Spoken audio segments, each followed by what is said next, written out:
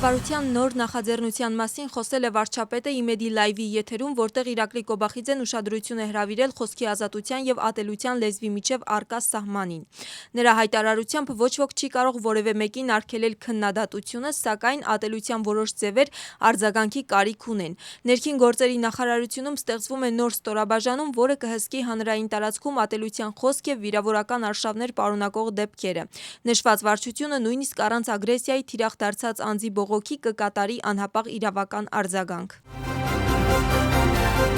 Կրկին արվում են գնահատականներ վարչապետի եվրոպական կառույցների ղեկավարներին ուղղված բաց նամակի վերաբերյալ։ Իշխանության ընդդիմախոսները բաց նամակը անվանում են ոչ լուրջ և խնդիր են տեսնում այն բանում, որ Վրաստանի վարչապետը ռազմավարական գործընկերների հետ ստիպված է շփվել բաց նամակի միջոցով, իսկ վրացական երազանքի անդամները Եվրամիության կողմից Վրաստանի հասցեին երկակի չափանիշներ են տեսնում։ Թբիլիսիի քաղաքային դատարանում ընթանում է պետական անվտանգության ծառայության նախկին պետ Գրիգոր Լիլուաշվիլիի դատական նիստը, որտեղ մեղադրողի կողմից ներկայացրած 4 վկաներ կհարձակնվեն։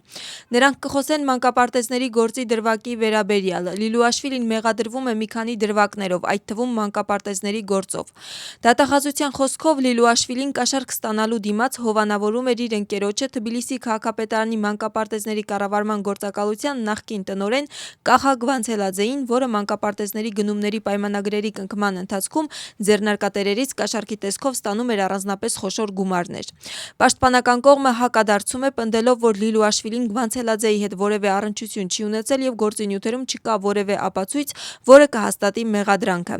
Նախկին բարձրաստիճան պաշտոնյային մեղադրում են առանձնապես խոշոր չափերով կաշառք ստանալու մեջ, ինչը նախատեսում է 11-ից 15 տարի ազատազրկում։ Իշխանության տապալման կոչի մեջ մեղադրվող պաշտպանության նախկին նախարար Բաչո Ախալայայի դատավարությունում ընթանում է նախնական նիստը։ Մեղադրողը ներկայացրել է ապացույցներ և պահանջել է դրանք ճանաչել ընդունելի, ինչպես նաև գործը փոխանցել ըստ էության քննության։ Պաշտպանությունը պահանջել է մի շարք ապացույցներ ճանաչել անվիճելի։ Ապացույցները անընդունելի ճանաչելու միջնորդություն պաշտպանները չեն ներկայացրել։ Դատավորը ընդունելի է ճանաչել մեղադրողի ապացույցները և գործը փոխանցել ըստ էության քննության։ Հետաքննությունը վերաբերում է տապալման կոչին, որը նախատեսում է մինչև 3 տարվա ազատազրկում։ Նախկինում Ախալայյան ձերբակալված էր նաև հոկտեմբերի 4-ի գործով։ Այս գործով նրան մեղադրում են խմբակային բռնության կազմակերպման և ղեկավարման մեջ, ինչը նախատեսում է մինչև 9 տարվա ազատազրկում։ Դատավարությանը Ախալայյան նույնպես ներկա էր։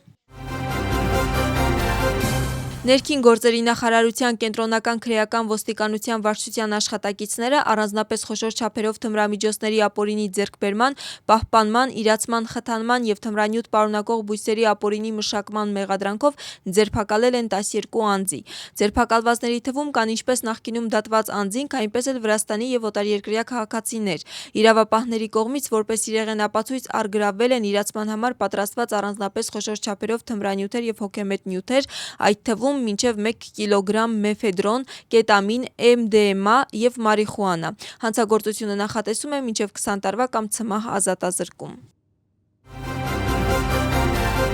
Վրաստանի ներքին գործերի նախարար Սուլխան Թամազաշվիլին հյուրընկալում է Ղազախստանի Հանրապետության ներքին գործերի նախարար Երջան Սադենովին։ Երկու երկրների նախարարները ներքին գործերի նախարարության տարածքում հարգանքի տուրք են մատուցել ծառայողական պարտականությունները կատարելիս զոհված ոստիկանների հուշահամալիրին։ Այցի շրջանակներում նախատեսված է նաև երկկողմ հանդիպում Վրաստանի և Ղազախստանի ներքին գործերի նախարարությունների ներկայացուցիչների միջև։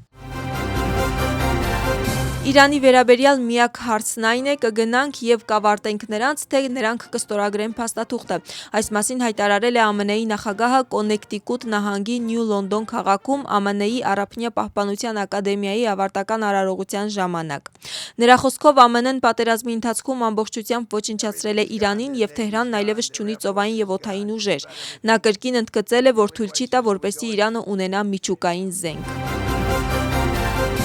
Դոնալդ Թրամփը և Ռեջեփ Թայիփ Էրդողանը հեռախոսազրույցի ժամանակ քննարկել են Թուրքիա-ԱՄՆ երկկողմ հարաբերությունները, ինչպես նաև տարածաշրջանային և գլոբալ հարցեր։ Թուրքիայի նախագահի վարչակազմի տեղեկացմամբ Էրդողանը դրական է գնահատել ԱՄՆ-ի և Իրանի միջև հրադադարի ռեժիմի երկարաձգումը և նշել, որ կողմերի միջև տարաձայնությունների ողջամիտ լուծումը իրական է։ Զրույցի ժամանակ Էրդողանը նաև նշել է, որ շարունակվում են նախապատրաստությունները հուլիսին Անկարայում նախատեսված ՆԱՏՕ-ի գագաթնաժողովին և Թուրքիան աշխատում է, որպեսզի այսպիսի հանդիպումը հաջող լինի բոլոր ուղղություններով։ Իր հերթին զրույցից հետո ԱՄՆ-ի նախագահը հայտնել է, որ լավ հեռախոսազրույց է ունեցել Էրդողանի հետ։ Վրաստանը մայիսի 26-ից 28-ին Չինաստանի խոշորագույն ցուցահանդեսներից մեկին կմասնակցի որպես գործընկեր երկիր։ Ցուցահանդեսը կսկսվի բարձր մակարդակի հյուրերի կողմից վրացական տաղավարի այցելությամբ։ Նրանք հնարավորություն կունենան ծանոթանալու Վրաստանի մշակույթին եւ զբոսաշրջային ներուժին, համտեսելու վրացական ուտեստներ եւ գինի։ Շանհայում ազգային տաղավարին կհատկացվի 400 քառակուսի մետր տարածք։ Կդասավորվի նաեւ աշխատանքային տարածք, որտեղ վրացական ընկերությունները կհանդիպեն հնարավոր գործընկերների հետ։ Կանցկացվեն Վրաստանի զբոսաշրջային ներուժի ներկայացումներ եւ աշխատանքային հանդիպումներ։ Կինոյի տանը տեղի է ունեցել նորին սրբություն եւ երանություն Իլյա II հիշատակին նվիրված տեսահոլովակի շնորհանդեսը։ Պատրիարքի հիշատակին, այսպես է կոչվում կոմպոզիտոր Մանանա Իմեդաձեի նոր ստեղծագործությունը, որը գրվել է Ջուբա Ղեբելիի բանաստեղծության հիման վրա։ Ստեղծագործությունը կատարել է երաժիշտ Թեմուր Ղվիթելաշվիլին։ Նախագծի հիմնական նպատակն է հավերժացնել Իլյա II անմահ հիշատակը։